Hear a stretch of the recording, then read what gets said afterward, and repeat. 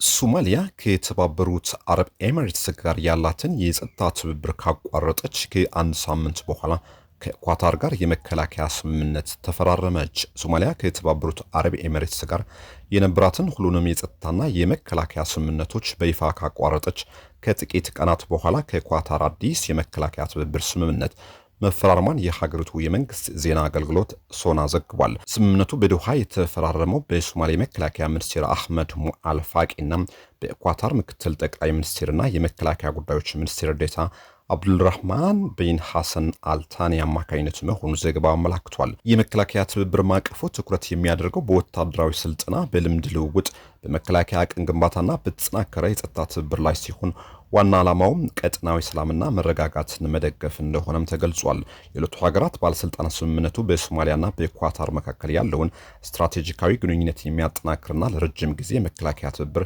ያለውን ቁርጠኝነት የሚያሳይ ነው ብለዋል። ይህ ስምምነት የተፈረመው የሶማሊያ ሚኒስትሮች ምክር ቤት ከተባበሩት አረብ ኤሚሬትስ ጋር የነበሩትን ሁሉንም የሁለትዮሽ የጸጥታና የመከላከያ ስምምነቶችና መግባቢያዎች መቋረጡን ካስታወቀ ከጥቂት ጊዜ በኋላ ነው።